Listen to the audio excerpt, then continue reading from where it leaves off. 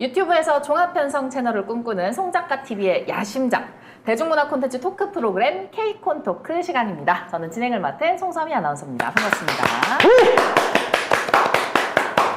자, 그리고 무려 제 양 옆에는 그 좋다는 메리노 울 니트를 입고 계신 김성수 평론가님 나와 계십니다. 안녕하세요. 예. 아, 반갑습니다. 3X 라지 동지 송 작가입니다. 이거 3X 라지였어? 오. 120이에요. 우리나라 사이즈로는 한 100 정도밖에 안 입을 것 아니요, 같아요. 우리나라 사이즈. 그래요? 그러니까 우리나라 사이즈로 제가 105 보통 있거든요. 네. 근데 입었는데 너무 나한테 잘 맞네. 아, 이게 120인데도? 예. 큰일 났네. 살이 쪘나 그동안? 3X 라지. 팔 길이가 맞아요. 네. 긴팔 원숭이시죠. 네, 우리나라 남자 체형 중에 저게 팔 길이가 맞기가 쉽지 쉽지가 않아요? 않거든. 네. 제가 그래서 체형이네. 예전에 우리 초등학교 때 야구 감독님이 제 초등학교 때 그 학교 감독님이 탐난다고 그래서 시험을 봐가지고 합격을 했는데 저희 어머니께서 노발대발을 하셔가지고 야구 감독의 뺨을 때리고 나를 데리고 갔다. 우리 아들은 공부를 할 거라.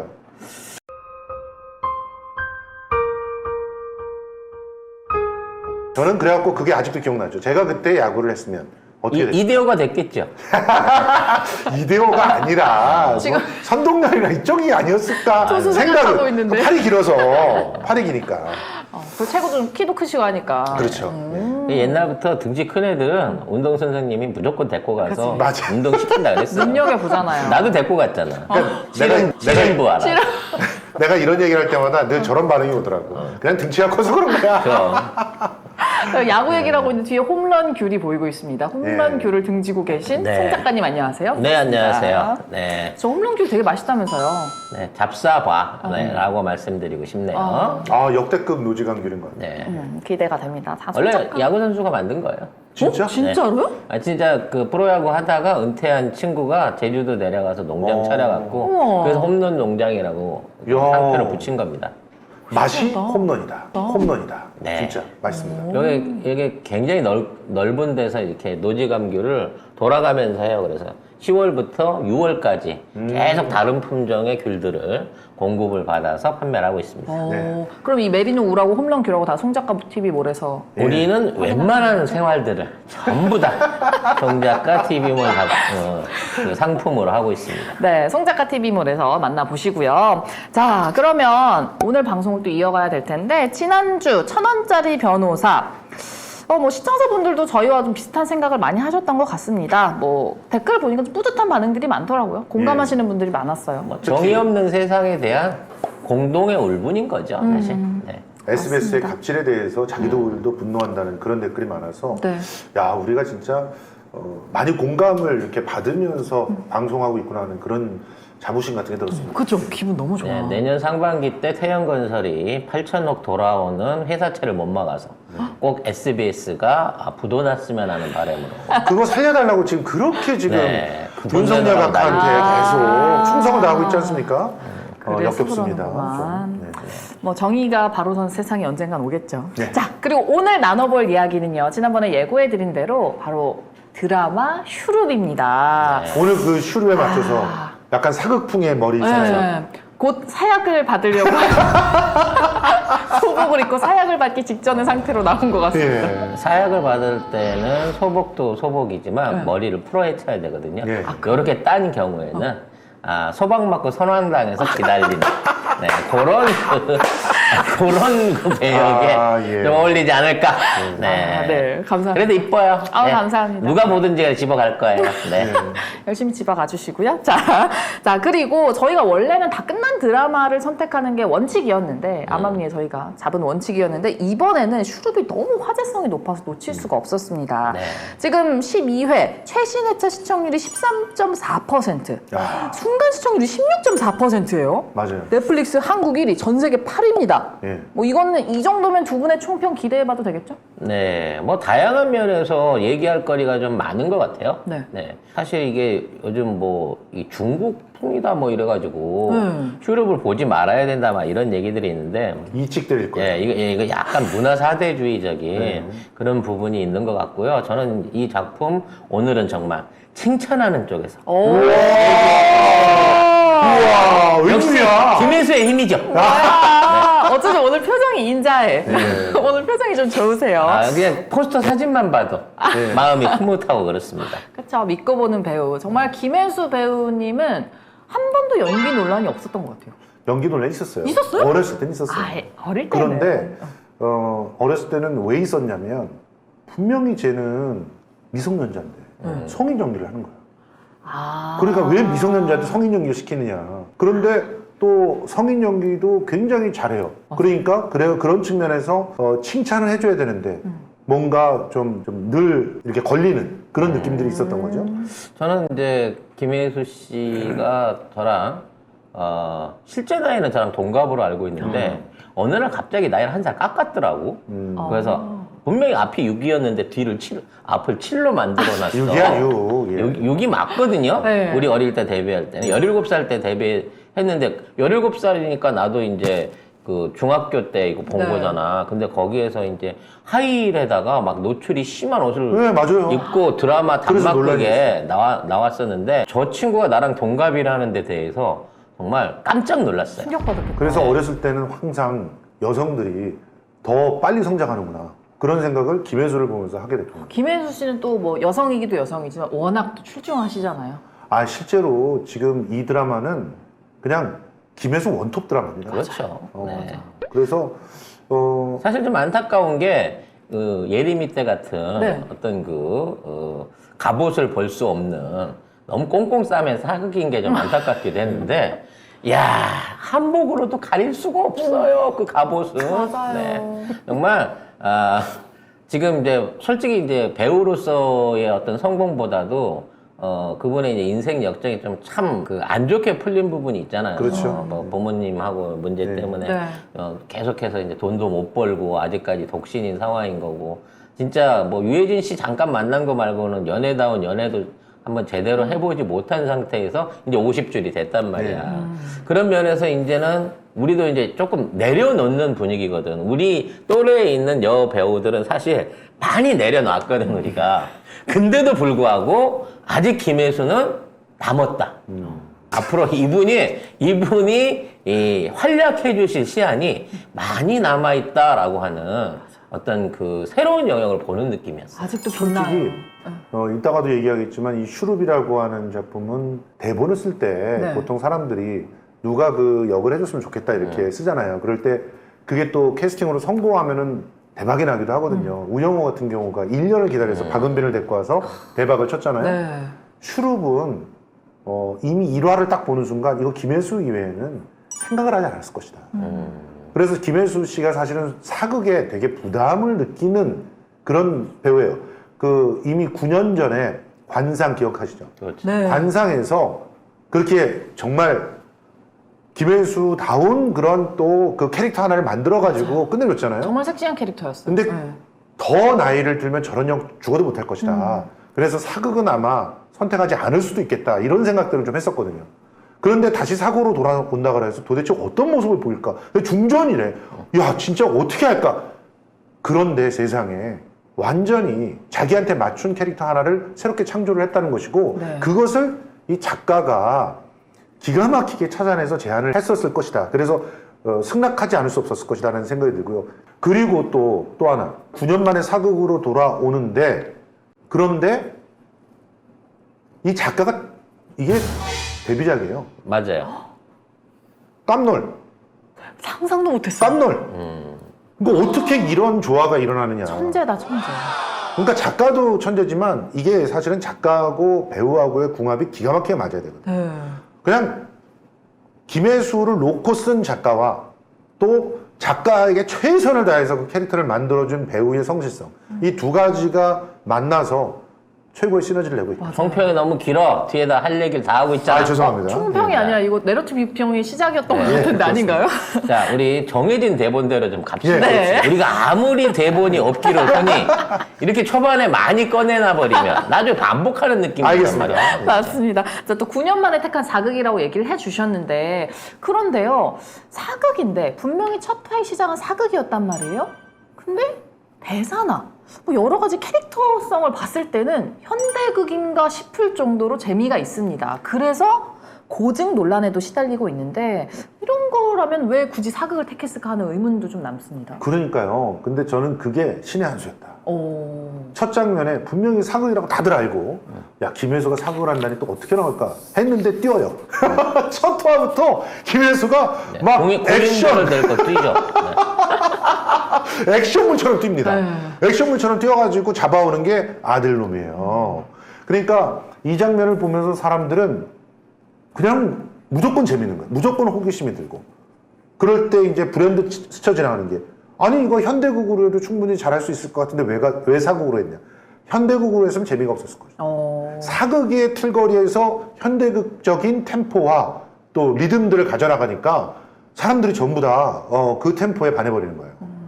사실 이거는 사극이긴 하지만 저는 이걸 약간 정치 드라마로 평가를 하고 싶어요. 네. 재미있는 정치 드라마 같은 거예요. 예. 즉 왕세자에 따라서 그러니까 왕이라고 하는 집권자와 그 후계자들을 결정하는 데 따라서 그 밑에 있는 권력의 역학관계 같은 것들을 설명하면서 현대하고 비교하려는 노력이 상당히 돋보였다고 그렇죠. 봐요.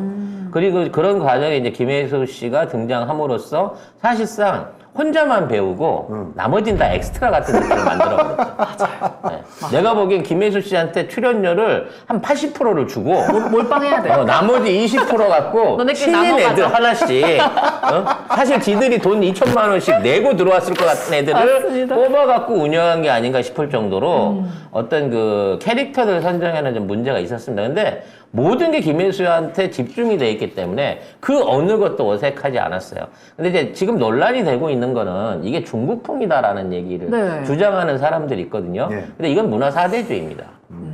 중국풍은 없어요. 아니 실제로 중국을 너무 잘 알고 계시니까 네, 몇 네. 가지 걔네들의 의혹을 제가 던져볼게요. 네네. 일단 간자가 그대로 쓰였단 말이에요. 네네. 그 오화였던가 거기서 뭐 그 말 자체가 중국에서 많이 쓰는 말이고 그리고 그 부분은 맞습니다. 예. 그 부분이 발생하게 된 거는 작가의 경험 미숙이라고 생각해요. 아. 또 뒤에 챕터에 작가가 있으니까 얘기할 수 있는 부분인데 일단 그 단어를 쓰였다는 것 자체로 해서 이게 중국 거다라고 얘기를 할 수 있는 건데 그거를 이제 오기 자체로 쓰일 수 있는 그러니까 그 간 자체를 썼다는 것 자체에서 드러날 수 있는 표기의 실수인 거고 사실 이제 그 한자체는 우리가 익숙하지 않고 안 쓰는 말이기도 하지만 중국이라고 해도 모두 고어에서 오는 그 사자성어를 쓰는 게 아니에요. 네. 그때그때 만든단 말이야. 그렇기 때문에 사자성어의 재창조라는 면에서 따르면 이게 중국풍이라고 볼 수 없는 거죠. 어허. 그러니까 그동안에 이제 논란에 있었던 부분 안에서 복식이라든지 뭐 음식이 상차림이라든지 재래 이런 것들로 가갖고 소품이라든지 상황 자체를 완전히 중국풍으로 만들어버린 부분이 있다면 비난받아야 돼요. 그렇죠. 그게 바로 네. 조선 뭐 군마상가 네, 뭐 조선 구마사 같은 그런 식으로 해버리면 그건 분명히 욕을 먹어야 되는 부분인 건데 여기에는 그런 건 없습니다. 맞습니다. 그리고 제일 중요한 것도 시비를 거는 게 태화전 그거. 뭐 태화전 얘기고 그것도 이제 나는 작가의 경험 미숙 중에 하나였다고 보고요. 그게 고의적으로 해갖고 중국풍을 따라가기 위해서 썼다라고 말을 한다 그러면 그 태화전이란 말이 중국에게만 유행하는 거냐? 중국의 궁궐 자체가 원래는 한국풍인 거예요. 그러니까 청나라의 궁궐은 경복궁을 흉내낸 거지. 그런 얘기가 많더라고. 예. 네. 그 순서 자체가 그런 식으로 말하자면, 누구 거를 따라 했다라고 말하기가 힘든 거야. 그러니까 우리나라 육조거리가 지금 중국의 장안대로가 된 거랑 똑같은 거예요. 오리지널리티는 우리나라에 있는 거야. 그럼 뭐 진나라로 올라가? 그러면 고조선의 왕궁이 진나라 궁의 기본 설계였다는 거죠. 그러니까 이런 부분을 따져놓고 보면 이게 고증의 미스라고 말하기는 어렵다는 부분인 거고 가장 시비를 거는 부분이 뭐냐면 왕세자들을 경합을 벌였다. 경합 네. 벌였어. 우리는 그런 문화가 없었다. 우린 그런 문화가 없었다라고 하는데 이거는 이제 극을 통해 가지고 소재를 통해 갖고 이건 가상의 그거잖아. 네. 우리가 얘기하는 조선왕조 500년 이런 게 아니고 가상의 왕과 시대를 배경으로 해 갖고 만든 거고 이미 그 왕도 태견을 통해서 만들어진 왕인 걸로 설정이 돼요. 그럼 이제 태견이라고 하는 제도가 전혀 없었느냐? 있긴 있었죠. 있기는 있었죠. 네, 있긴 대신 이제 중신들이 신하들이 간택을 하는 방식으로서의 태견은 분명히 조선시대에 있었는데 왕자들끼리 싸워갖고 부딪혀서 경쟁해갖고 스스로 왕이 되는 경우다라고 하는 거는 너무 무리하게 나간 거고요. 그렇죠. 뭐 물론 그런 건 있습니다. 옛날 청나라 때 이제 왕조들이 이 왕자한테 왕위를 물려줄 때 1, 2, 3 왕자 막 이렇게 있는 가운데 힘인 누구를 찍어줄 거냐를 놓고 그걸 갖다가 이제 장자 순으로 안 하고 능력 순으로 했다 그러는데 능력 순으로 한 게 아니라 그때도 이게 이런 거거든. 누르하치가 자기 아들들을 북경에 놓고 뭐 심양에 보내고 뭐 어디 보내고 다 나눠서 갈치다가 왕으로 두다가 그 중에 이제 하나를 불러갖고 이 2대왕, 3대왕을 삼는데 말 잘 듣는 애를 왕이 골라갖고 한 거고 그렇죠. 그걸 불러들인 거는 신하들이 개가 좋겠습니다 해서 한 거거든.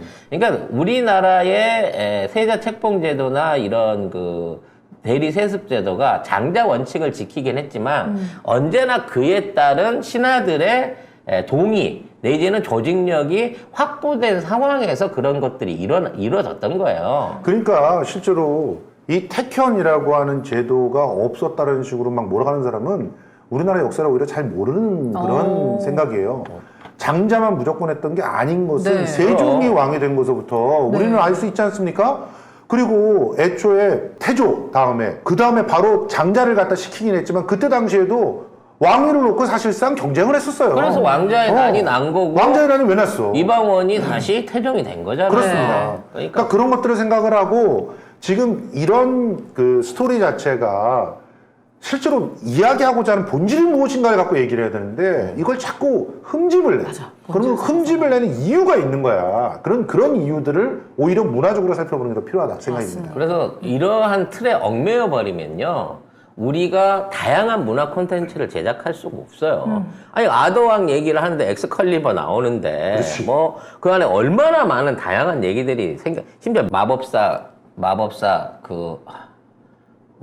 아더왕의 마법사 있지도 않았던 멀린만 갖고도 영화 시리즈가 나올 정도로 그렇게 문화 콘텐츠라고 하는 거는 끊임없이 다양하게 재창조되고 소비돼야 돼요. 그러니까 근데 우리나라 어느 순간부터 뭐 왕이 등장하는 드라마가 그렇게 신성시돼야 되고 역사를 지켜줘야 되고 그런 거 없었거든. 그래서 이런 시비들 같은 경우에는 일종의 이제 우리 고유 문화에 대한 역차별 내지는 외색 짙은 애들이 쉽게 말해서 우리 친일파. 고유 문화의 친일파 애들이 우리 고유 문화를 주제로 하는 드라마들이 득세를 하고 넷플릭스 같은 데 팔리고 이런 부분에 대해 오히려 전파 공정을 한다고 하는 중국 애들이 오히려 그런 방식으로 시비를 거는 거에 그렇죠. 동조하는 꼴에 지나지 않는다라고 맞습니다. 생각이 돼요. 네. 솔직히 저는 아까 신의 한 수라고 얘기했던 게 이 사극이라고 하는 틀거리를 갖고 와가지고 그것을 어디까지 마음껏 이제 펼쳐놓을 수 있는지를 원칙을 세워줬다는 슈룹이. 그러니까 기본적으로 지금 이 드라마를 보면은 너무 고마운 게 우리가 사극을 보는 재미 중에서 어떤 재미가 있습니까? 과거의 문화들이 나름대로 다 이유가 있었고 그 이유를 오랜 지혜들 속에서 그게 다 마치 집단지성처럼 응축이 돼가지고 그런 문화들이 나왔다라고 하는 것들로 해석을 해주는데 그게 너무너무 고마운 거야. 실제로 이거 보면은 그 12화에 가서는 또 왕의 결혼식을 거의 고스란히 재현을 해요. 근데 이런 모습들을 보면 또 굉장히 그런 나름대로의 그 꼭 짚어줘야 될 것들은 짚어주면서도 자유롭게 창의적으로 채워야 될 건 채우는 네. 그런 담대함이 이게 신인이니까 가능하지 않았나 이런 생각도 들면서 굉장히 고맙습니다. 사실 이게 이제 좀 얻어 걸려서 터진 드라마가 된 거지. 이게 제작비를 너무 투자를 안 했다는 생각이 좀 들어요. 그래서 일부 이제 왕이나 뭐 빈들의 복장이나 소품 이런 것들은 신경을 썼는데 세트에 신경을 못 쓴 거야. 예. 그래서 진짜 그 당시 화려했던 왕궁의 어떤 그 행차 모습이라든지 네. 뭐 식사, 네. 수라상 그리고 이제 방금 결혼식 얘기했는데 보통 그런 결혼식이 있게 되면 문무백관이 쫙 깔아진 상태에서 아악 하는 네. 아악하는 그 악단이 있고 거기서 이 춤추는 풍물패가 있고 뭐 아무튼 그런 궁중 연애 같은 장면들이 좀 고증 있게 만들어져 갖고 이게 외국에 나갈 거잖아. 대장금 같은 데는 그런 게 있었잖아. 그러니까 네. 대장금도 그 정도를 썼는데 네. 이 정도에서 그 정도 투자를 못 해주나. 그런 거 하나 그림 근사하게 잠깐 나가는 거라도 한 1분 나갔으면 야 한국의 옛날 대단했구나. 문화 수준이 대단했구나. 조선이란 나라 엄청난 강국이었구나. 요런 느낌을 좀 들 수 있는 좀 눈에 확 띄는 화려한 그림이 있어야 된다. 내가 좋아하는 그 아가씨에 나오는 그런 세트씬 같은 근사한 세트가 하나 있어야 되는데 돈을 안 들이다 보니까 너무 인물 클로즈업이야. 그러니까 신인이었어. 그거 작가가 좀 신인이기 안타깝더라고요. 때문에 애초에 네. 제작비를 많이 배치를 못한 거예요. 그런 것 같아요. 네. 그런데 진짜 김혜수가 사실은 김혜수가 자기의 경력에 비해서 몸값을 많이 받는 배우가 아닙니다. 그러다 보니까 여러모로 이제 이 슈룹이라고 하는 드라마는 가성비 최고의 그런 성과를 그렇죠. 내고 있다. 맞습니다. 그렇게 봐야 됩니다. 자, 이 고증 논란은 어쨌든 신인 작가의 경험 미숙이 좀 컸던 것 같다라고 정리를 해주셨는데 말씀하신 이 신인 작가가 박바라라는 작가님입니다. 네. 데뷔작이라고 해서 아까 정말 놀랐었는데 이분이 CJ ENM의 신인 발굴 프로그램에서 발굴된 신인이라고 해요. 저는 이 얘기를 꼭 하고 싶었던 게 우와. 뭐냐면 CJ ENM이 그렇게 욕을 먹는데도 네. 창작을 꿈꾸는 사람들에게 있어서 꿈의 직장처럼 여겨지는 이유가 뭔가? 그거는 크리에이티브를 존중해 줄 네. 줄 안다는 거예요. 물론 아직까지도 저기에 보면은 굉장히 불공정한 계약들이 있습니다. 남아있지만 아무런 이름이 없고 나 스토리 하나만 있어요 라고 하는 사람의 스토리텔링 A4 용지로 따지면 그냥 한 10장 정도? 그것만 보고 그 사람을 뽑아요. 그런 데가 어디 있느냐는 거예요. 없죠. 그 다음에 1,000만 원 주고 그 다음에 그걸 갖다 쓸 수 있게끔 심지어는 멘토를 붙여줘. 물론 이 멘토가 너무 그 싹을 죽여버려서 문제가 있다라는 얘기들도 있지만 그렇지만 솔직히 구체적으로 뭐 학교에서 네. 배울 수 없는 그런 아주 살아 숨쉬는 그런 이야기들 멘토들이 하면서 작품이 되게끔 만들어주거든요. 그래서 결국 이렇게 드라마로 입봉까지 시켜주는 거 아닙니까? 그런 시스템들은 칭찬받아 마땅하다. 그래서 다른 공모들, SBS, KBS 이런 데는 알맹이를 쏙 빼먹는 거야. 남들이 다 키워놓으면 그 중에 잘 된 거 골라가지고 하나 쏙 빼가지고 그걸 가지고 하는 건데 여기는 그야말로 그 투자도 해가면서 키워서 성공률이 낮더라도 분명히 저런 그 걸물들을 하나씩 만들어낸다는 측면에서 저는 그런 프로그램들이 앞으로 공모를 전부 다 대체해야 된다. 사실 그런 이제 생각을 그 부분에 대해서는 제가 드릴 말씀이 좀 많은데 재미없을까 싶어서 빼고 갈까 했는데 제가 사실 이제 어렵고 힘들던 2000년대 초기만 하더라도 제가 드라마 작가를 꿈꾸면서 각 TV의 그 드라마 공모전에 굉장히 많이 지원을 했었어요. 네. 근데 이제 왜 그걸 했냐면 신춘문예나 일반 공모전은 아무리 상금이 커도 1,000만 원에서 3,000만 원 정도예요. 네. 근데 드라마 공모전은 이 5천만 원이에요. 기본이 5천이고 예. 뭐 많이 나올 때 요즘 1억 1억까지 올라가는데 우리 때는 5천이었어. 그러니까 일단 글을 쓸 거면 비싼데 써보자. 3년 동안 한 8편 이상을 드라마 대본을 썼어요. 그래가지고 전부 이제 응모를 했죠. 근데 다 떨어졌습니다. 떨어졌는데 전화가 와. 그게 진짜 더러운 거예요. 그래갖고 정말 작품은 좋으신데 우리 방송국에 작가 그 문화원 같은 교육 프로그램이 있는데 거기 와가지고 교육을 받으시면 아카데미에 들어오셔서 교육을 받으시면 등단이 됩니다. 그런 식으로 얘기를 하는 거야. 등단이 됩니다. 얘기 안 하는데 거길 와야 유리할 수 있다는 식으로 얘기를 하는 거야. 그래서 얼만데요? 6개월에 600만 원. 5천만 원 받으러 갔다가 나 같은 사람이 10명만 딱 엮이면 그 안에서 한 명 뽑는 순간 1,000만 원 남는 거예요. 빙고. 이런 방식으로 드라마 작가들을 뽑았어. 옛날에 그게 그래서 문제였어. 사실 그렇게 해놓고 아까 가면 메인 작가 보조시키는 거예요. 맞아요. 그래서 계속해서 그것만 하고 있다가 결국 자기 작품 못 쓰면 보조 작가에서 그냥 끝나는 거고 자기 작품을 쓴다고 하더라도 경쟁률이 엄청나지. 이것도 좀 발라야 되고. 네.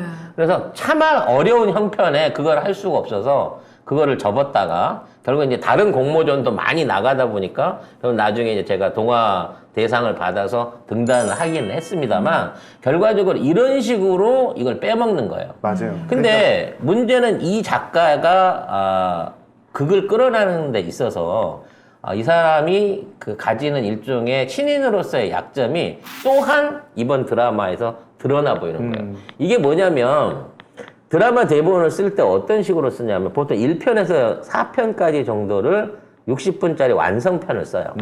그리고 나머지 종료편까지 시냅시스를 씁니다. 그러니까 1편부터 4편까지는 대본이 완성돼 있는데 이게 밀도도 되게 높죠. 밀도도 높고 이제 잘 완성되는데 제작에 들어가게 되면 제작진이 만드는데 맞춰가면서 내가 이 대본을 같이 써야 돼요. 근데 시냅시스라고 하는 거는 너댓줄 써놓고 끝나잖아. 이게 너댓줄 대본으로 아니야. 전달했을 때 네. 이게 이 압축성이 그 한 회에 들어가갖고 정리된다는 보장이 없어요. 이렇게 되다 보니까 이번에 그 슈룹 같은 경우에도 한 1편에서 6편까지는 스토리 아기가 순서에 맞게 잘 맞아 들어갑니다. 진짜 촘촘했어요. 너무 재밌었어요. 근데 이제 9편, 10편을 넘어서서 11, 12 되잖아요. 이제는 진짜 KTX를 탄 것 같아. 정신이 없죠. 스토리가 이게 분명히 이런 식으로 빨리빨리 해결될 문제가 아닌데 쿡쿡쿡쿡 지나가면서 날아가는 거야.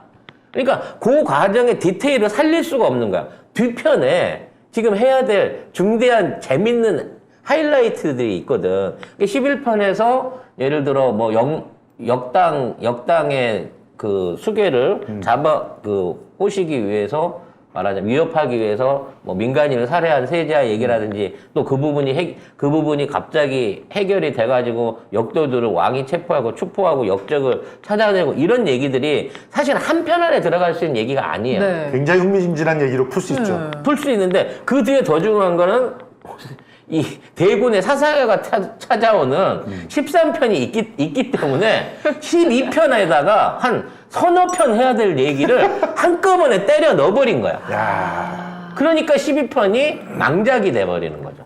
망작은 됐지만 시청률은 최고로 쳤다. 그러니까.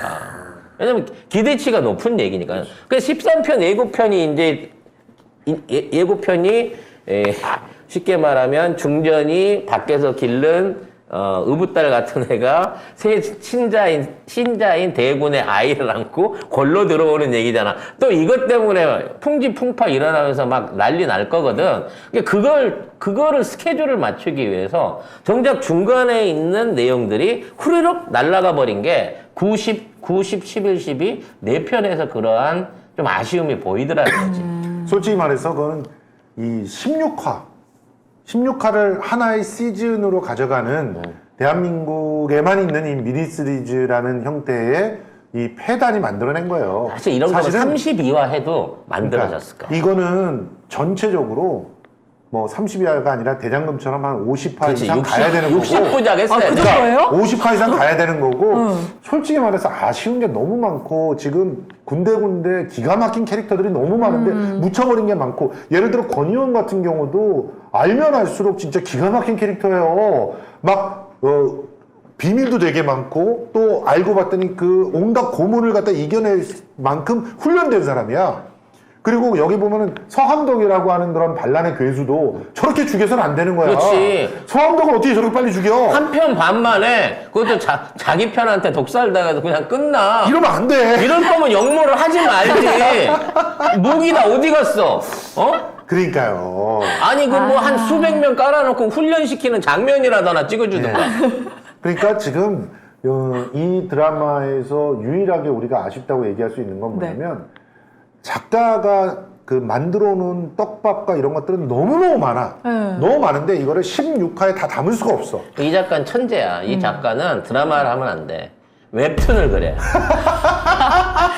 100화, 200화까지 갈 수 있게요? 이거 웹툰으로 한 200편 썼잖아요? 그럼 조회수 수백억 나옵니다. 근데 그럴 것 같긴 하다. 웹툰이어도 너무 재밌었을 것 같아. 전 세계로 팔아먹었으면 이거 네이버 웹툰으로 냈으면 훨씬 더 크게 될 작품이에요. 어쨌든 뭐 네. 썩 동의할 수는 없지만 네. 그렇지만 이 슈룹의 어떤 그 내러티브 상에 약간씩의 이렇게 튀는 부분들이 있는 건 사실인데 네. 그거는 이제 작가가 너무 상상력이 많아요. 네, 작가의 그래서 천재성. 그렇지. 그러니까 굉장히 많은 것들을 또 보면 알고 보면 인물도 진짜 많아.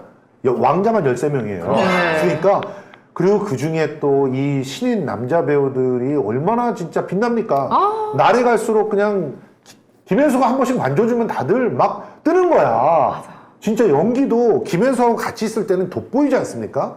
이게 바로 그러니까 좋은 배우가 다른 배우들을 견인해내는 거예요. 그들이 갖고 있는 최대치의 연기들을 끌어내거든요. 시너지가 나요. 그러니까요. 이런 모습들이 진짜 볼 게 많다. 이렇게 그래서 좀 아깝습니다. 이거는 한번 다시 한번 재해석을 해갖고 리메이크를 한번 해가지고 네.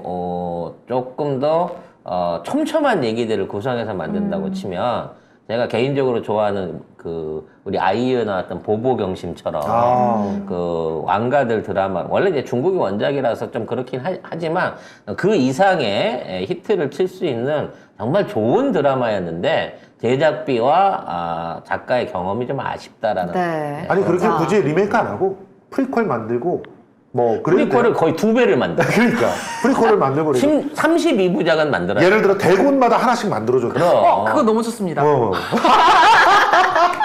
지금 또 대군들이 다 지금 신인이야. 그러니까 얼마든지 앞으로 싸게 진짜 굴릴 수가 있어요. 아, 정말. 나는 대군들의 얼굴이 형제처럼 닮은 게 아니라 하나는 아랍 사람 같고 하나는 일본 사람 같으면 좀 아무튼 아시아형도 있고 유럽형도 있고 호동 왕자도 너무 귀엽지 않나요? 네. 뭐 요런 부분들이 있어가지고 진짜 아까 그대로 대군들 그 자라나면서 어떤 그 캐릭터 생성기 같은 네. 거라도 겁나 재밌을 것 같아. 맞습니다. 그러니까 반칙이다 저렇게 생긴 거. 거기다가 성소수자 대군 나오는 거 이것도 너무 사연이 많을 것 같지 너무 않습니까? 매력적이에요. 진짜? 그러니까 4대군 이야기. 자존심 상했다니까. 남자인 줄 알았는데도 반할 것 같더라고. 너무 예쁘더라고요. 이쁘더라고요, 아, 진짜. 정말 잘 뽑았어. 아, 진짜. 저 개인적으로 성남대군을 가장 좋아합니다. 예, 다들 그래요. 다들 지금 성남대군 너무 이쁘잖아. 어씨.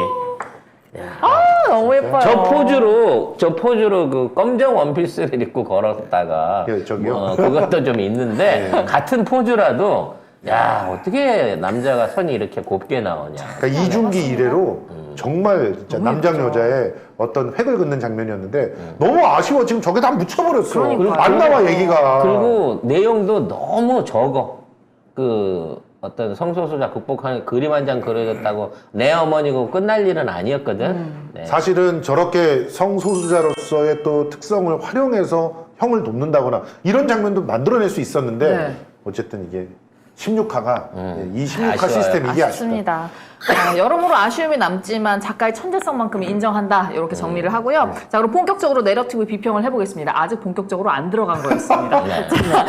자, 내러티브 살짝 해보겠습니다. 한마디로 말하면 조선 왕실판 스카이캐슬이다. 이렇게 얘기를 하는데요. 13명의 세자를 가진 가상의 조선 왕 2호가 있고요. 그리고 2호의 부인 임화령이 있습니다. 임화령 김혜수 씨죠. 왕권 강화를 위해서 자기 아들들을 하드 트레이닝 시키고요. 각각의 후궁들 역시나 온갖 권무술수와 비책들로 자신의 아들을 세자로 만들기 위해서 노력하는 경합을 펼친다는 내용입니다. 네. 이 내용은 두 분은 보실 때는 어떻습니까? 전 진짜 아이디어가 기가 막히다.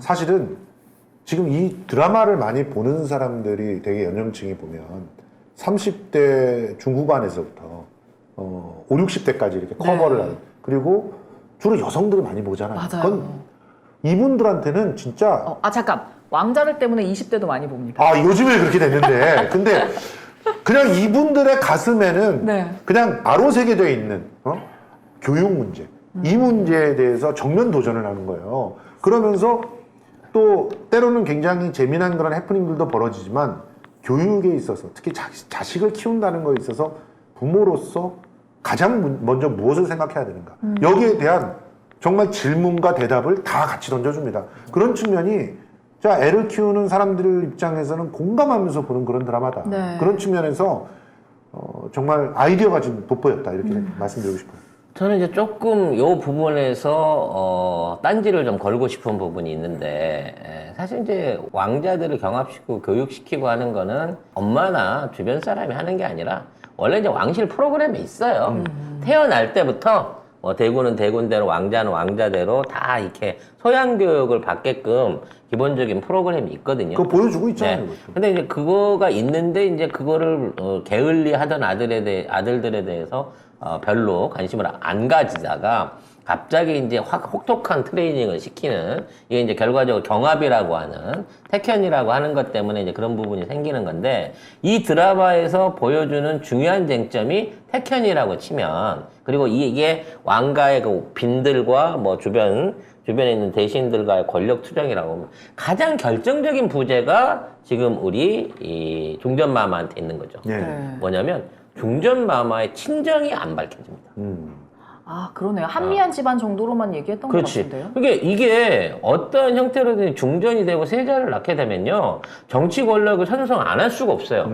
왜냐면 세자가 다음 권력이기 때문에 이게 임금의 야당이라고 할 수 있는 외척이 있죠. 외척을 중심으로 해갖고 임금에게 어느 정도 뭐 딴지를 걸 수 있다고 그래야 되나? 네. 그러한 권력 분할을 하는 구도가 중전과 외척들입니다. 네. 근데 다른 뭐 황귀인이나 뭐 고귀인이나 뭐 이런 다른 쪽 빈들은 다 그런 가문들에 대한 배경이 있는데 중전이 하물며 그것도 대군들을 숭풍숭풍 낳는 중전이 아무런 그런 외척들에 대한 배경이 없다? 이거는 일단 드라마 자체 설정이 말이 안 되는 거야. 아, 저는 그건 반대예요. 왜냐면은, 외척이 없기 때문에 선택된 거예요.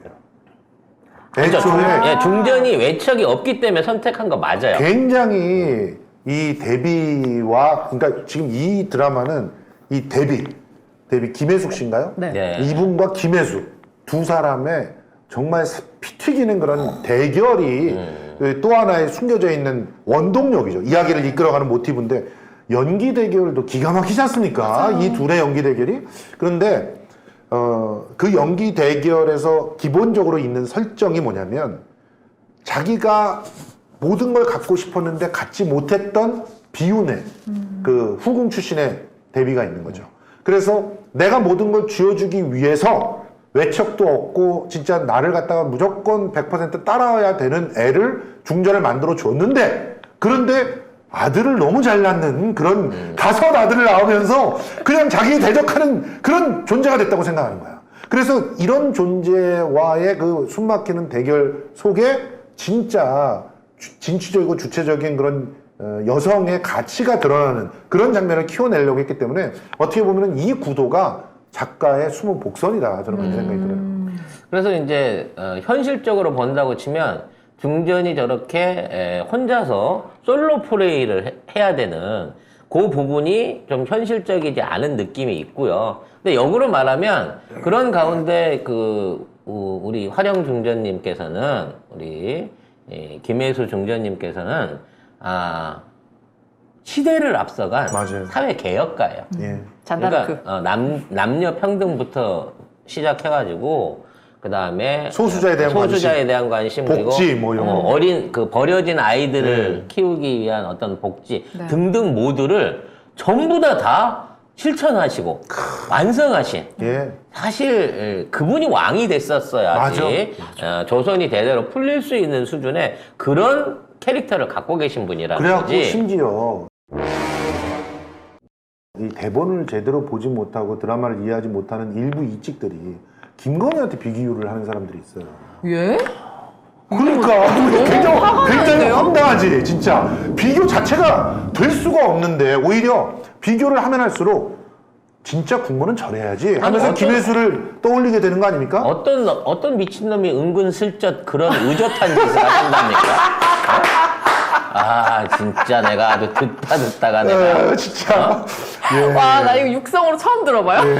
너무 웃겨. 진짜 이게 참 그러니까 이 맹목적 지성과 그 뭐랄까 돈이 발휘하는 그런 충성 이것이 어디만큼 가는지를 보여주는 장면인데 김건희를 자꾸 갖고 와가지고 실제로 김건희가 대통령이 됐어야 된다는 식의 뉘앙스를 풍기면서 이 드라마를 갖다 얘기를 하는 거예요. 말도 안 되죠. 그 차라리 애플 플레이 안나 뭐 이런 거면 모르겠지만. 그렇죠. 안나도 솔직히 김건희보다 훨씬 매력적이죠. 네, 그 슈룹을 어디를 갖다 붙이면 안 됩니다. 그냥 옛날 컨트리 꽂고 뮤직비디오나 보시라 그래요.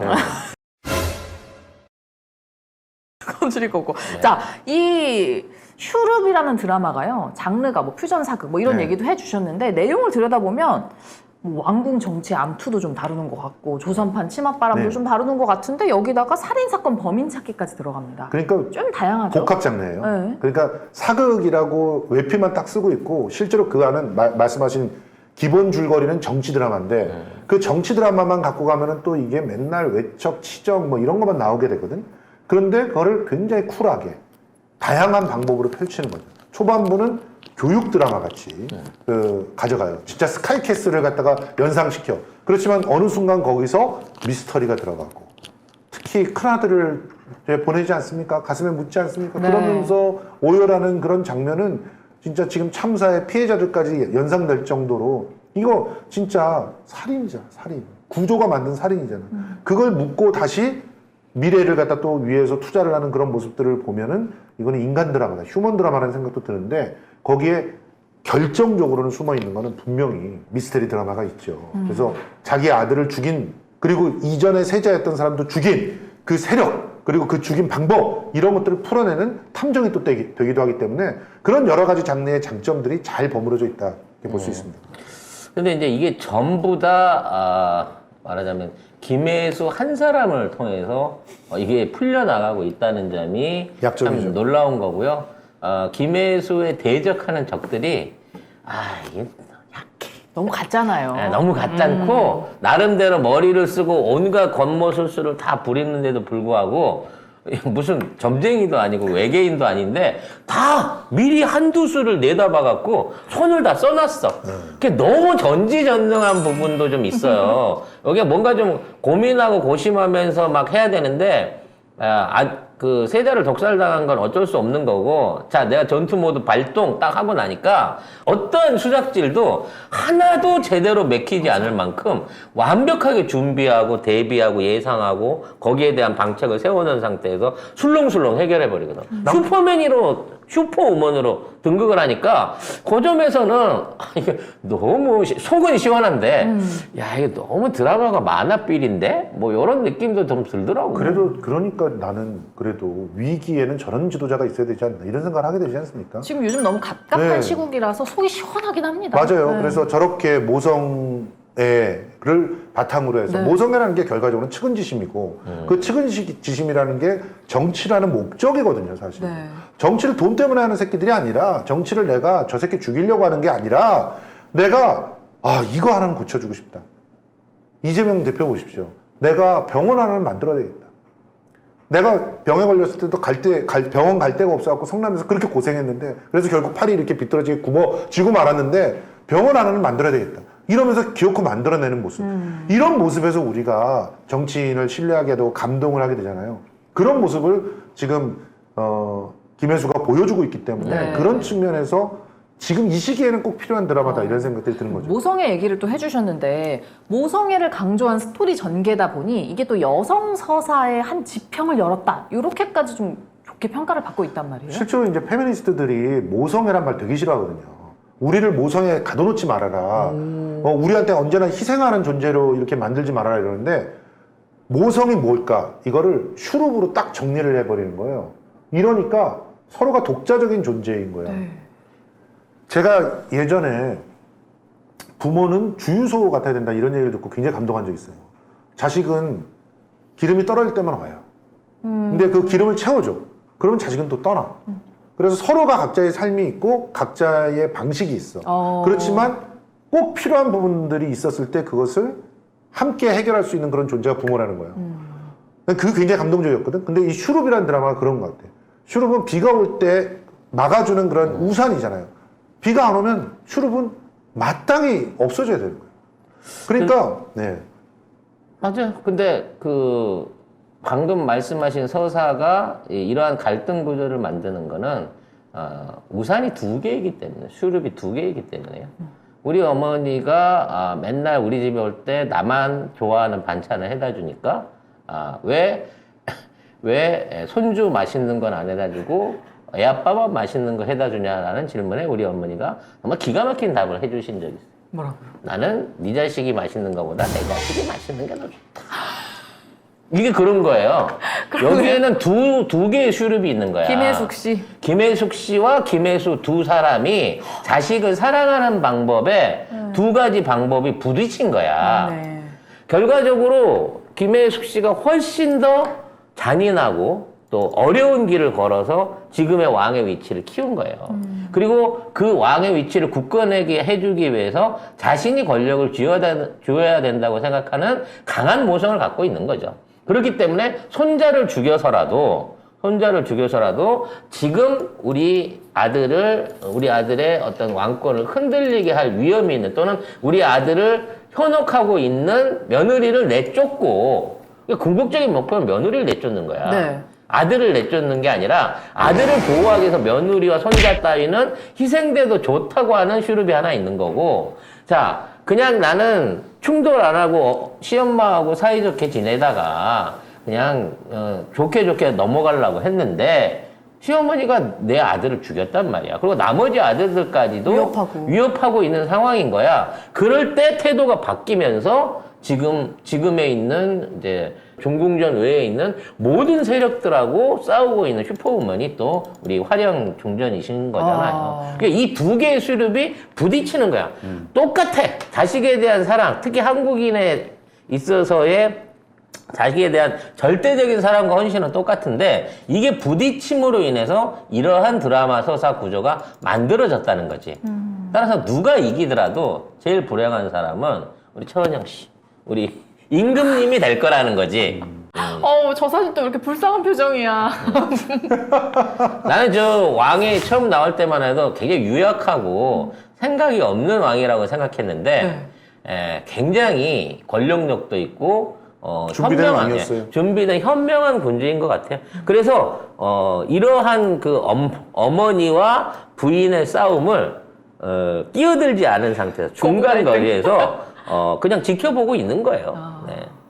고부 갈등 해결은 최원영 씨죠. 네, 고부 갈등 해결은 저렇게 해야 됩니다. 양쪽에 다 맞다고 얘기해주면 그때 해결이 됩니다. 네, 맞습니다. 자, 고부 갈등 해결은 그렇게 해주시고요.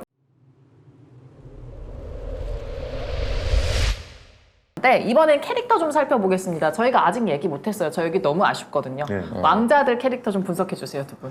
그 중에서 지금 세자와 성남대군 네. 이 두 사람은 뭐라고 해야 될까요? 진짜 가장 이상적인 그런 어떤 그 준비되어 있는 차기 리더의 모습을 갖다 좀 보여주고 있다고나 할까요? 근데 성남대군 같은 경우는 사가에서 자라면서 좀 그야말로 국민과 소통하는 이 부분이 굉장히 그 장점이었는데 이제 훈련과 교육을 받아가는 그런 과정에서 단지 그것이 어떤 원칙이나 마음만 갖고 되는 게 아니라 실력이 있어야 된다라는 것을 갖다가 좀 깨닫고 성장해야 하는 캐릭터라면 이미 죽었지만 완성되어 있는 리더로서의 세자가 굉장히 큰 아쉬움을 실제로 진짜 죽을 줄 몰랐어요. 완성형이었는데.